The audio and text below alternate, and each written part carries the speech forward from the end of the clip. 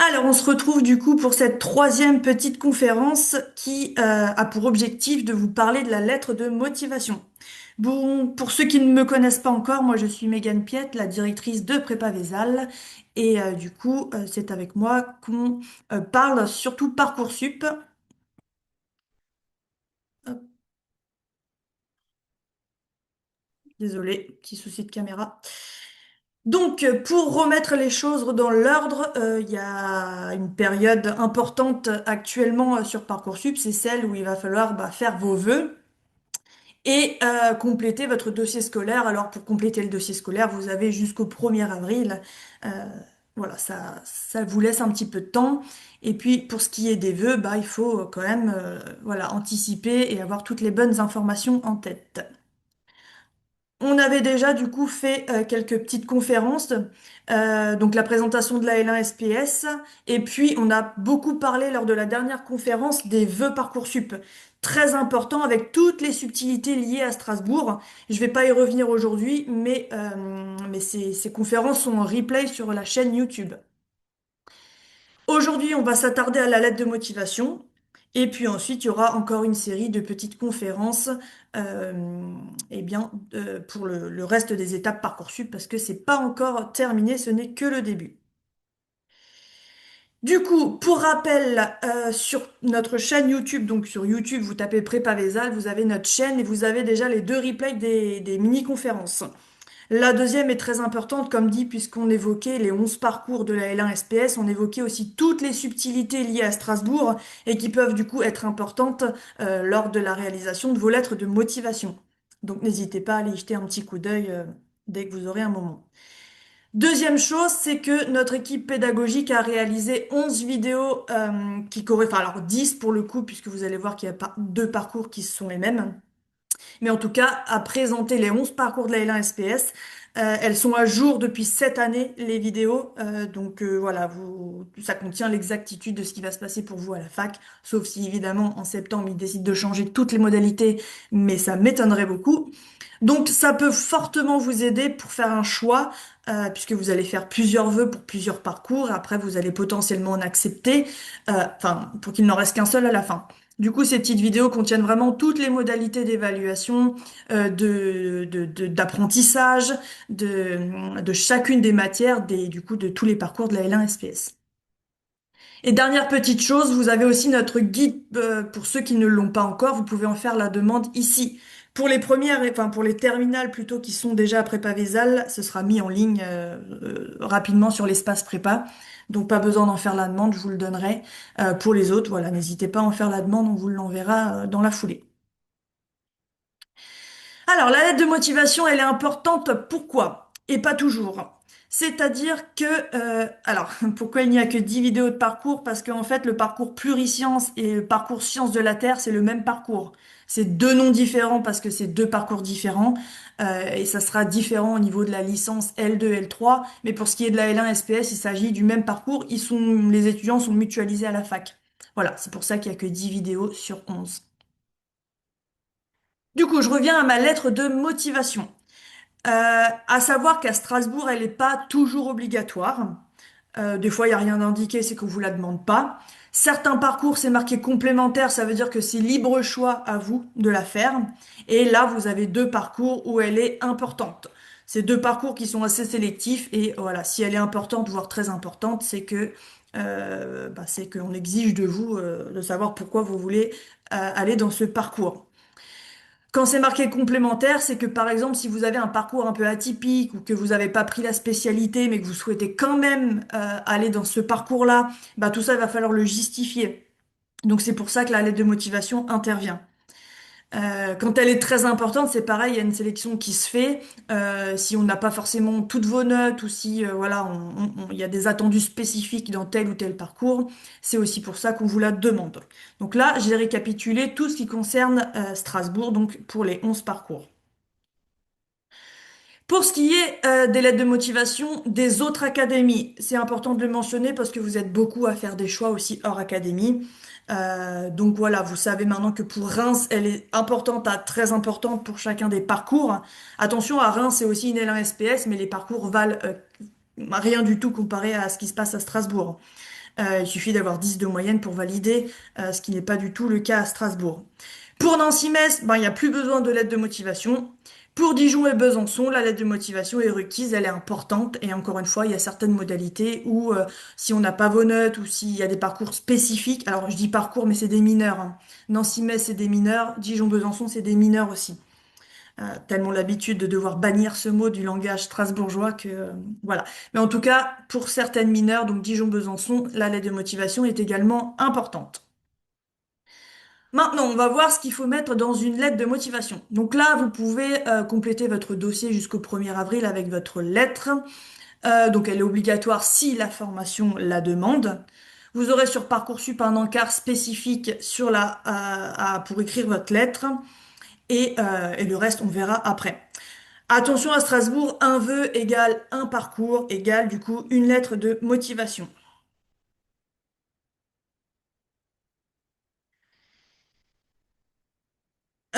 Alors pour votre question, du coup, effectivement, si vous avez l'aspect physique, elle est complémentaire, ça dépend. Et si vous avez l'aspect maths, elle est également complémentaire. Ça veut dire que vous n'êtes pas obligé de la mettre, mais si vous avez un parcours que vous n'avez pas pris l'aspect maths, mais que vous voulez quand même aller dans le parcours maths, ce qui n'est pas très judicieux, mais voilà, il va falloir le justifier. Donc quand c'est marqué complémentaire, c'est que c'est pas obligatoire, mais voilà, c'est mieux si vous la mettez. Donc, pour le format, donc moi je vous invite à passer par Word, puisque Word vous donne le nombre de caractères, le nombre de mots, peut corriger aussi votre grammaire, votre syntaxe, et ça vous permet du coup de faire un brouillon. 1500 caractères, espace compris, ça fait environ 200 à 250 mots. Alors je mets Calibri 11 parce que des fois c'est Arial 10, des fois c'est Calibri 11. J'avoue que je ne sais pas spécifiquement quel caractère il est demandé cette année. Des fois c'est Parcoursup, c'est automatique, donc voilà, vous tracassez pas là-dessus. Pas besoin de faire de chichi, c'est pareil, il y a des formations, je parle pas spécifiquement de la L1 SPS, mais il y a certaines formations où on vous demande d'uploader un PDF. C'est pas toujours le cas partout l'année dernière pour la L1 SPS, en tout cas, c'était un encart dans Parcoursup, mais pour certaines autres formations, vous demandez un PDF, c'est pour ça que je mets ces indications ici. Pour les objectifs, bah, comme son nom l'indique, lettre de motivation, on va vouloir connaître votre motivation. C'est-à-dire que d'une part, la motivation des études de santé, pourquoi je veux aller en L1 SPS, quelle étude me passionne, pourquoi je veux entrer en pharma, en dentaire, etc. Et d'autre part, pourquoi je veux entrer euh, en études de santé par le biais de tel ou tel parcours. C'est pour ça que votre motivation doit être différente pour tel ou tel parcours. Vous allez potentiellement faire plusieurs vœux. Euh, voilà, vous êtes motivé par le parcours, je sais pas, psycho, parce que voilà, les modalités d'évaluation sont en capacité avec ce que vous faites, ou alors vous êtes attiré par les sciences de la vie parce que ça reste dans le domaine bah, de la santé, ou plutôt dans les maths parce que vous avez un esprit très scientifique, etc. Donc il va falloir vraiment montrer bah, votre motivation. Aussi que vous vous êtes informé sur votre projet, que vous êtes au courant bah, de ce qui va se passer en santé, la difficulté de la L1 SPS, des études de santé, etc. Et montrer aussi vos qualités, voilà, au travers de ce que vous avez pu faire en terminale, en première, si vous avez des aptitudes quelconques, etc. C'est bien aussi de se vendre euh, de ce côté-là. Pour les attendus nationaux, effectivement, il faut des bonnes compétences scientifiques. Tout ça, ça va être aussi dans le projet motivé, hein. Des compétences en communication, en méthodologie, des qualités d'engagement, parce que, comme dit, c'est pas une, voilà, c'est pas une filière facile, que ce soit la L1 SPS ou les études de santé, et disposer des qualités humaines que vous pouvez aussi intégrer à votre lettre de motivation, euh, voilà, pour montrer que vous êtes le bon candidat à suivre, cette formation. Alors, avant de se lancer dans la lettre de motivation, c'est bien de faire quelques recherches sur les études, le métier, etc. Puisque bah, voilà, les petites choses que vous allez pouvoir découvrir vont aussi vous permettre d'écrire une bonne lettre. Travailler au brouillon, ça je vous l'ai dit, voilà, pour le nombre de caractères. Et puis sélectionner les éléments qui vous mettent le plus en valeur. Bon, bah, de toute façon, dans une lettre de motivation, on n'est jamais très négatif. On essaye de se vendre, mais avec des arguments en fonction de ce que vous avez fait pendant votre terminale, peut-être par exemple pendant les stages, des situations qui vous permettent de mentionner que vous êtes telle ou telle personne. Alors, quand je parle de la spécialité souhaitée, c'est plutôt médecine, sage-femme, dentaire, pharmacie, kinésithérapie. Vous n'allez pas aller dans le détail de la chirurgie maxillofaciale, effectivement. Tout ça, on s'en fiche un petit peu. Enfin, on s'en fiche un petit peu, je pèse mes mots. En fait, vous n'êtes pas obligé d'étendre votre projet professionnel, sauf si ça a un rapport avec, par exemple, vous avez fait un stage de terminale en cabinet d'odontologie. Eh bien, vous allez mentionner que vous aimeriez faire cette spécialité-là, puisque bah, ça vous a plu lors de votre stage. Ou alors, effectivement, il y a plein de spécialités de médecine. Si, je sais pas, vous avez fait un stage en cardiologie et que l'étude du cœur et de la vascularisation vous plaît, effectivement, vous pouvez le noter. Mais ça doit rester très succinct. J'ai vu passer des lettres de motivation où l'étudiant racontait sur 3, 4, 5 phrases pourquoi il voulait faire telle ou telle spé, et il faut pas non plus ennuyer le lecteur, à savoir qu'il en a énormément à lire. Donc restez très succinct. Vous pouvez mentionner votre spé en rapport avec ce que vous avez fait, mais sans trop vous étendre non plus. Et pour le parcours, oui, puisqu'il faut une lettre de motivation pour rentrer dans certains parcours. Et effectivement, ils veulent savoir pourquoi vous voulez faire le parcours chimie, par exemple. Est-ce que vous êtes au courant que dans le parcours chimie, il y a des maths, de la physique, de la chimie? Est-ce que vous êtes apte à bah, travailler sur ces matières, etc. Donc tout ça, bien sûr on veut l'entendre. Oui, il y a une antenne Vézal dans d'autres universités. Besançon, ça s'appelle Berceau Formation. Dijon, c'est Subdijon. Nancy, c'est Stan Santé. Voilà. Alors, petit 1 pendant la lettre de motivation. Le but, c'est bah, de présenter votre parcours scolaire. Encore une fois, très succinctement. Il y a des étudiants qui ont des profils un petit peu atypiques, qui ont eu leur bac il y a quelques années, qui ont fait une licence au milieu, qui ont dû travailler, etc. Tout ça, il faut quand même le mentionner, quand c'est utile, bien sûr. Votre projet professionnel, donc on vient d'en parler.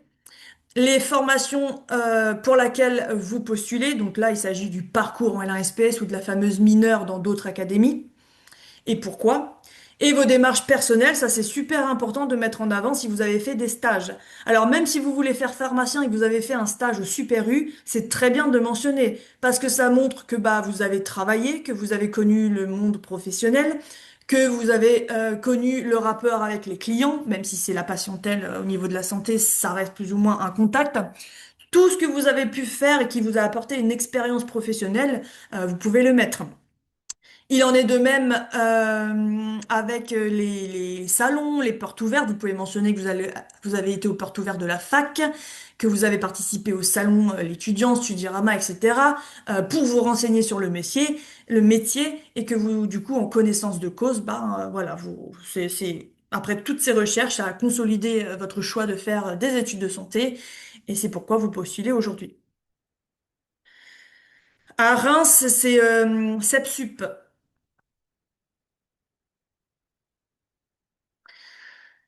Le petit conseil avant de commencer votre lettre, il n'y a pas besoin de mettre madame, monsieur, il n'y a pas besoin de dire je m'appelle Trucmuche et je vis dans tel ou tel quartier, tout ça, il n'y a pas besoin, allez droit au but puisque votre lettre de motivation, elle se trouve sur votre profil et votre profil donne toutes les informations au lecteur. Donc allez vraiment direct. Pour le développement, donc les attendus de la formation, pourquoi vous voulez faire la L1, comment vous l'avez connue, tout ça c'est important de le dire. Que vous êtes en connaissance de cause, que grâce aux portes ouvertes, grâce au salon, vous savez dans quoi vous vous embarquez, euh, que, euh, que votre profil est en adéquation avec le parcours sélectionné. Et que bah, si vous voulez faire ça, vous savez que derrière, par exemple, les modalités de la L1 SPS vous permettront d'aller en L2 si jamais l'accès MMOPK ne se fait pas via une première année, et que cette façon de faire bah, vous plaît, et que vous savez du coup les débouchés de la formation. Donc ça va avec ce que je viens de dire, montrer que vous vous êtes renseigné, parce que l'étudiant qui débarque et qui dit je veux faire médecine et je veux ce parcours-là et qui sait pas ce qu'il y a dedans ni pourquoi il est là, et ben ça donne pas une très très bonne image. Attention, si vous êtes en prépa, évitez, on est à Strasbourg, évitez de dire que vous faites une prépa, tout simplement. Il y a plein de moyens de dire que vous anticipez, que voilà, vous avez pris des cours particuliers, que vous vous remettez à niveau dans une spécialité abandonnée, que vous savez que physique-chimie c'est important, que vous l'avez abandonné, certes, mais que voilà, vous vous remettez à niveau, que vous avez des outils pédagogiques pour, mais évitez de mentionner que vous êtes dans une prépa. À Paris, c'est très bien vu, en Alsace, c'est un peu moins bien vu. Voilà. Donc il faut éviter ce petit passage. Du coup, ça répond à la question que je viens de voir ici. Donc vos compétences scientifiques, au travers des spécialités que vous avez gardées, vous vous sentez apte de faire tel ou tel parcours. Et, euh, et vos qualités, ça, on l'a évoqué juste avant.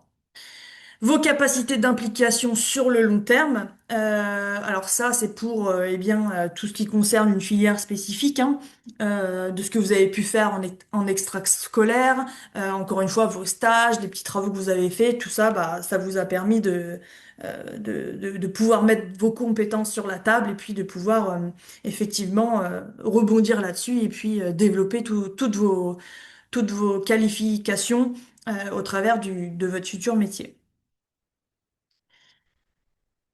Et vos expériences personnelles, comme je l'ai dit avant, effectivement, il faut également les mettre parce que ça a vraiment, même si ça n'a pas de lien direct, ça montre vraiment que vous faites des choses, que vous entreprenez des choses, que vous avez une certaine expérience, même si vous êtes encore jeune, c'est toujours bien vu.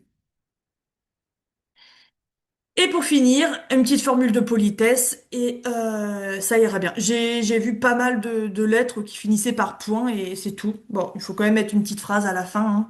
Euh, alors, évitez aussi les phrases un petit peu directes du genre j'ai oublié l'exemple que je voulais vous donner. Euh, Bon, ça me reviendra, mais des phrases directes à la fin hein, qui, en gros, vous dites bon voilà, à bientôt dans le parcours. Je pense que, enfin, grâce à mes aptitudes, je suis certaine que je vais réussir dans ce parcours. Enfin, l'entrée dans ce parcours, c'est voilà, j'en ai vu quelques phrases directes comme ça. Donc, soyez toujours sur le si, mais évitez d'être trop sûr de vous. En ce qui concerne la forme, attention à la structure, la syntaxe, l'orthographe, parce que mon Dieu, j'ai vraiment vu des lettres de motivation qui partaient un petit peu dans tous les sens. Avec Word, franchement, vous avez un bon correcteur, vous devriez pas faire de fautes. Bon, après le reste, formule de politesse, des phrases courtes, n'ennuyez pas le lecteur, parce que comme je vous l'ai dit, il en a beaucoup à lire, et s'il se retrouve devant un pavé où il n'y a pas de point, où il n'y a pas de virgule, où c'est pas espacé, bon, ça va le saouler tout simplement.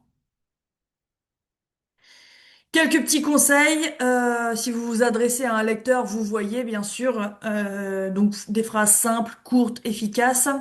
Restez toujours positif. J'ai vu des lettres de motivation où les étudiants étaient complètement, bah, se disaient être motivés, mais en fait, c'est tout le contraire qu'on voyait. C'était voilà, que du négatif. Là, j'ai pas de phrase type à vous donner, mais bon, je vais avoir du mal à y arriver, mais au moins j'aurais tenté des choses comme ça, quoi. Non, voilà, il faut pas être trop sûr de soi, mais il faut pas être pessimiste non plus. Alors, ils vont pas compter vos mots, mais vous êtes limité en nombre de caractères. Donc, si vous faites 1500 lettres et qu'il y a 200, 210, 220, 230 mots, c'est pas grave tant que vous dépassez pas les 1500 lettres. Caractères. Espace inclus, du coup. Bon, emblée naturel, là c'est pareil, hein, moi je suis le meilleur parce que j'ai fait ci, j'ai fait ça, je l'ai vu et voilà, c'est pas ça, voilà, c'est pas parce que vous êtes le meilleur que vous serez forcément retenu. Proscrire le moi-je, effectivement, j'ai vu beaucoup de je, faites attention au jeu, voilà. Et faites des liens avec vos compétences, c'est ce que je vous ai dit plusieurs fois juste avant, c'est important.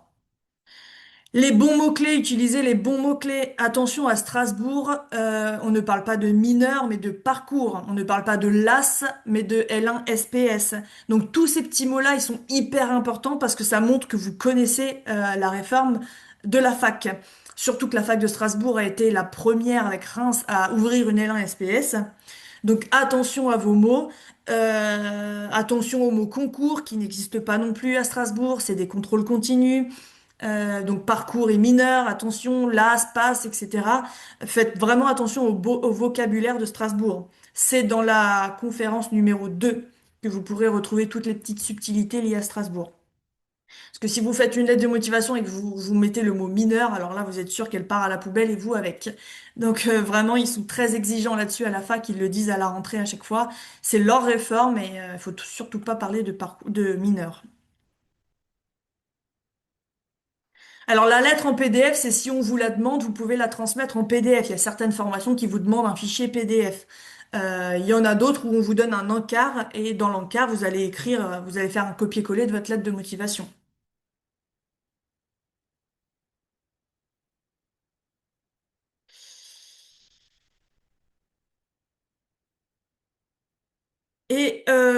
Alors dans une lettre de motivation, c'est pareil, on met pas de couleurs, de mots en plusieurs polices, le gras, l'italique, etc. Faut pas que ça fasse le carnaval. Donc faut vraiment rester sobre. Eh bien, j'en ai fini avec les petits conseils.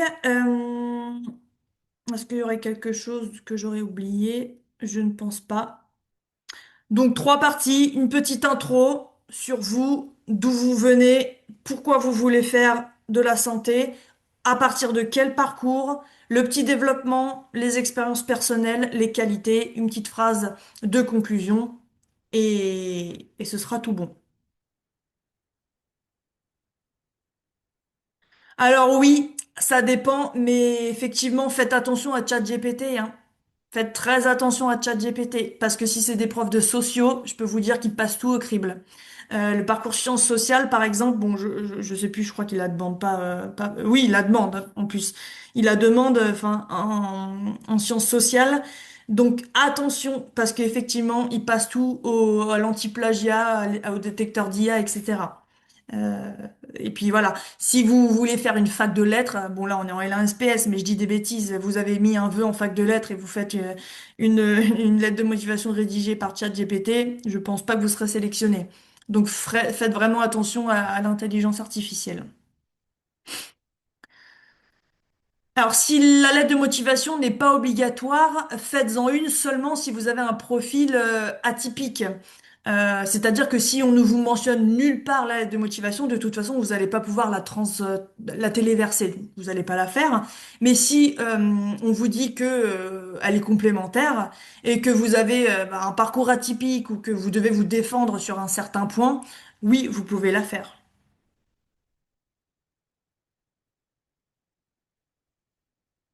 Si vous postulez dans une autre LSPS que Strasbourg avec un même vœu, non, ça compte comme un autre vœu du coup. C'est un autre vœu. Il n'y a pas de sous-vœu à Strasbourg de toute façon, c'est L1 SPS parcours sciences de la vie, L1 SPS parcours droit, etc. C'est des vœux. Par contre, par exemple, Nancy, vous sélectionnez le pass et vous avez les sous-vœux, plusieurs LAS. Mais c'est pas comme ça du coup à Strasbourg. Toutes les petites subtilités liées à Strasbourg, je les ai mentionnées dans la deuxième petite conférence.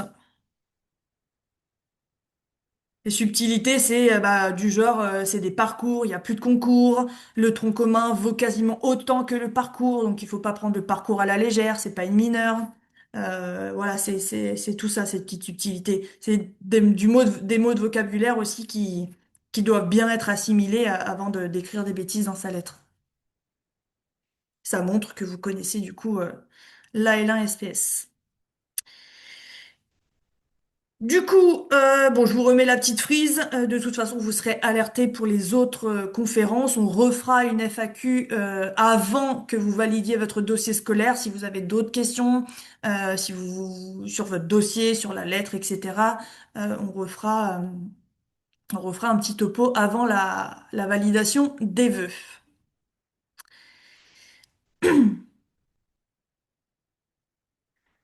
Alors, j'en ai fini avec cette petite conférence, mais je reste bien sûr là pour répondre à toutes les questions. Si on a déjà l'aspect physique-chimie, donc la lettre ne sera pas obligatoire de transmettre, mais case destinée aux lettres de motivation sera vide alors. Donc ça ne donnera pas une mauvaise impression, comme si l'élève n'avait pas envie de mettre. Et pour avoir maths... non, ça donnera pas de mauvaise impression. C'est bien mentionné, complémentaire, et entre parenthèses, on vous met pourquoi c'est complémentaire. Donc, juste mettez-la si vous devez la mettre. Mais si vous avez gardé l'aspect et que c'est marqué que vous n'avez pas de profil atypique, il n'y a pas besoin de la faire, non. Ce sera pas mal vu. Un choix de parcours égale un vœu à Strasbourg.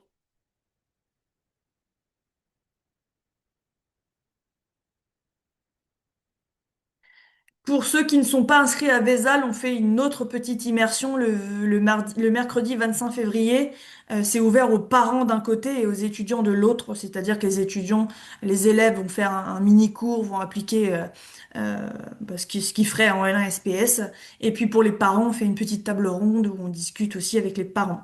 C'est réservé aux non-inscrits parce qu'on a des places assez limitées, sachant que les inscrits, vous aurez tout un tas de réunions privilégiées, vous aurez beaucoup de choses aussi, donc ce ne sera que de la redite pour vous. Et voilà, on privilégie vraiment les étudiants qui veulent découvrir ce qu'est la L1 SPS. Pour sport, faudra-t-il mettre des résultats sportifs dans la lettre? Alors, si vous avez un sport effectivement de prédilection, que vous avez passé que vous avez fait, je sais pas, des concours, des championnats, etc., oui, vous pouvez le mettre tout à fait. Ça, c'est aussi un plus.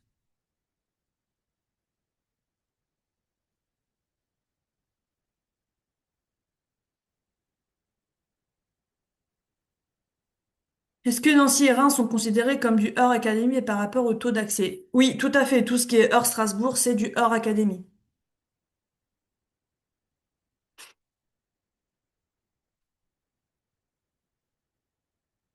Donc, si tu demandes parcours sciences de la vie et chimie, effectivement, ça fait deux vœux. Et d'ailleurs, ne mettez pas qu'un seul vœu, hein. Même si vous avez de l'appétence pour un seul vœu, vous devriez en avoir pour déjà deux, trois, mais ne mettez pas qu'un seul vœu, on sait jamais, c'est très sélectif.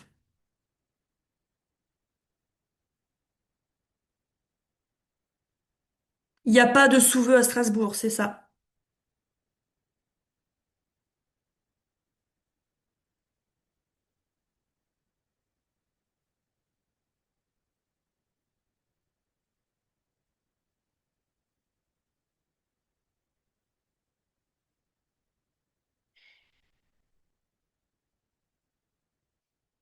Si la lettre de motivation est inutile pour le parcours STAPS, comment indiquer qu'on fait du sport de compétition? Eh ben, vous ne l'indiquez pas.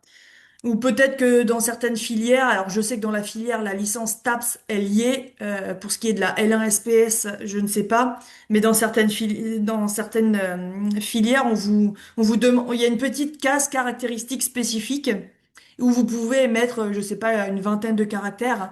Donc si c'est le cas pour le parcours STAPS, vous avez un encart normalement en gros, c'est un encart remarque où vous pouvez faire une remarque. Donc dans ces cas-là, vous pouvez la mettre à ce moment-là, la remarque.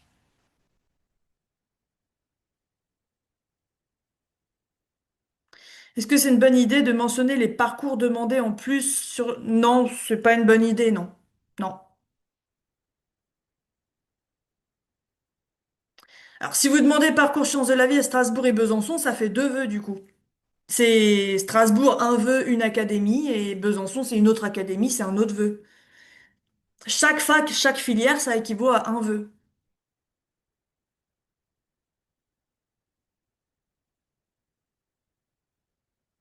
J'ai entendu un prof de mon lycée disant que si on n'a pas 18 de moyenne, on ne peut pas être accepté, et ça me stresse car j'ai 16 de moyenne. Alors, je sais pas d'où il sort votre prof, mais non, c'est faux. J'ai des étudiants qui sont arrivés en L1 SPS avec 12 de moyenne générale, hein. Donc non, il faut pas 18 de moyenne générale. C'est faux, alors ne vous stressez pas, tout va bien se passer. Pour les gens déjà inscrits à Vézal, vous aurez largement le temps de vous immerger, croyez-moi. Que ce soit en première, en terminale, pendant les stages d'août ou à la rentrée, vous en aurez bien assez d'immersion.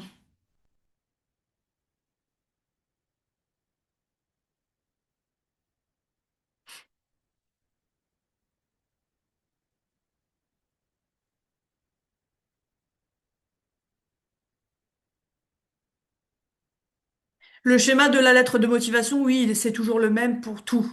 la construction, ce qu'on y met à l'intérieur, le développement, etc., ça reste globalement la même logique. Après, il y a peut-être que le nombre de caractères qui change hein, d'une filière à l'autre, hein, mais effectivement, la lettre de motivation, c'est comme ça qu'on l'a construit.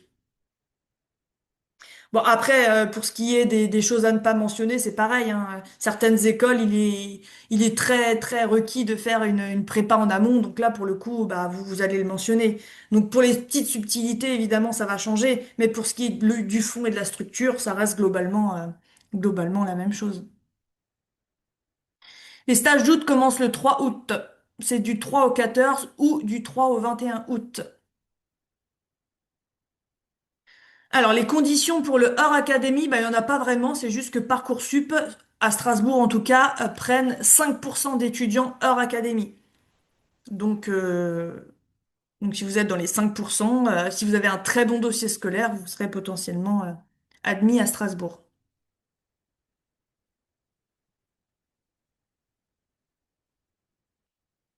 Il faut pas stresser avant l'heure, les enfants. Évitez de stresser. De toute façon, les dés sont jetés. Donc voilà, il y a pas à stresser. Vous allez faire plusieurs vœux et vous verrez dans quoi vous êtes accepté. Mais ça sert à rien de stresser avant l'heure puisque la LRSP, c'est déjà très stressant. Donc voilà, gardez votre jauge de stress pour l'année prochaine. Le stage intensif, il consiste en 2 semaines où on va anticiper le tronc commun, donc bloc santé, bloc transverse. Et une semaine où on va anticiper le fameux parcours. Donc quand je parle d'anticipation, c'est tout ce qui va être des cours intensifs, condensés, comment apprendre, comment rédiger, comment s'entraîner. On va faire des petits examens blancs, on va vous mettre dans le bain de la L1 SPS, et puis quand vous arriverez le 1er septembre, vous serez comme un étudiant doublant qui a déjà vécu les premiers mois de la L1 SPS. Dans la lettre de motivation, on parle de la terminale santé, mais pas de la prépa. Alors, évitez le mot terminale santé parce qu'on sait que c'est prépa, mais vous pouvez dire que pendant votre terminale, vous avez commencé à anticiper le programme de la L1SPS grâce à des étudiants qui vous ont renseigné, grâce à la remise à niveau dans certaines spécialités, grâce à voilà des gens qui vous ont de votre famille, j'en sais rien, qui vous ont donné tel ou tel document, que vous avez lu certains bouquins, etc. Et voilà, mais ne mentionnez pas les prépas. Alors pour la rentrée d'août, vous pouvez le faire dès maintenant, sachant que dans un mois, je pense qu'on aura atteint notre quota et qu'on devra du coup clôturer les inscriptions. Pour août, j'entends. Août, on est assez limité parce que bah, c'est sur 3 semaines, ça va très vite. Et on n'a que 10 profs, donc et comme voilà, faut pas trop tarder. Prévoyez-vous aussi de former les étudiants à organiser concrètement leur emploi du temps? Tout à fait, oui, il y a des séances méthodologiques qui permettent de, de parler d'organisation, planification, de créer un emploi du temps, de savoir travailler le parcours en adéquation avec le tronc commun, etc. Donc oui, tout ça, ce sera abordé en, en séance méthodologie. Les bulletins de première de ma fille n'apparaissent pas dans Parcoursup, normal ou pas. Alors pour le coup, j'avoue que je sais pas du tout. Normalement, les notes de première comptent à minima, mais s'ils n'apparaissent pas, c'est peut-être un bug ou c'est parce que le lycée les a pas encore transvasés. Euh, Là, je saurais pas vous répondre.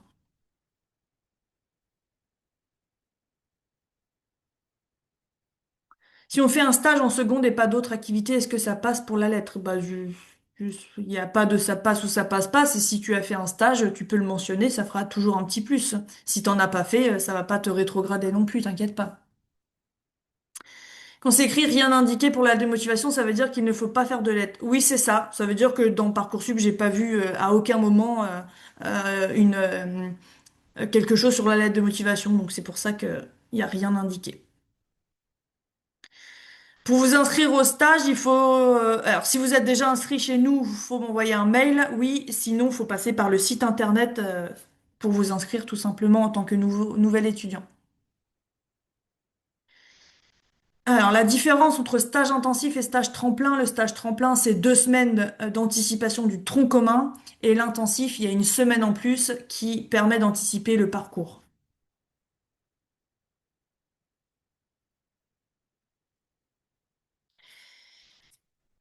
de lettre de motivation, on est passé sur la conférence de journée porte ouverte.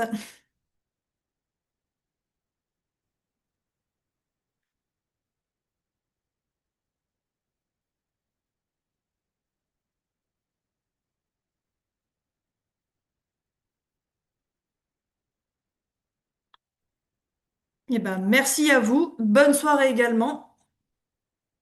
Pour ceux qui nous quittent, si vous avez encore des questions. Alors, quel style aide le plus? Bah, c'est déjà bien d'anticiper 2 semaines. Après, le parcours compte à Strasbourg, donc si vous pouvez, vous avez le temps d'anticiper le parcours également, c'est bien de le faire. Mais déjà, les 2 premières semaines, c'est déjà très bien. Calibri, on s'en fiche. C'est des fois pour telle ou telle filière, on vous demande un PDF au format Arial, au format Calibri. C'est juste un exemple pour vous dire de bien respecter le format si celui-ci est demandé. Bonne soirée à tous!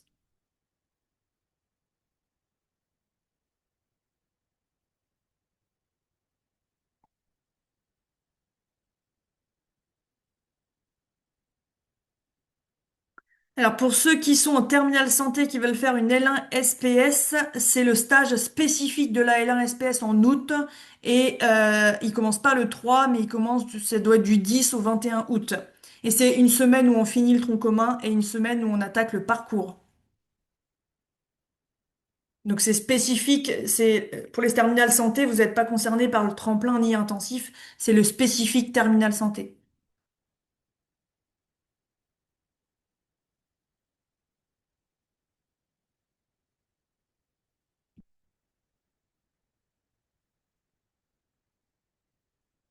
Sur Parcoursup, Sciences de la Terre et Pluritions sont séparés, mais au final, c'est le même parcours. Il faut tout de même postuler aux deux. Bah oui, faut tout de même postuler aux deux parce que vous pouvez être pris dans l'un et pas dans l'autre parce que l'un compose 80 places et l'autre compose 40 places, je crois. Donc voilà. Mais effectivement, ce sont les mêmes modalités, le même parcours, les mêmes cours, tout pareil. Le stage intensif, c'est du 3 au 21 août.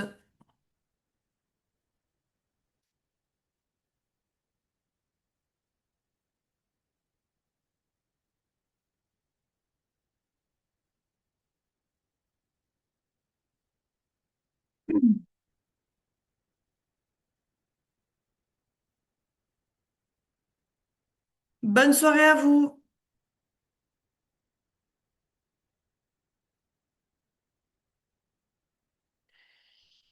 Bon, eh bien, s'il n'y a plus de questions, alors il est temps pour moi de clôturer cette petite conférence. Merci à tous!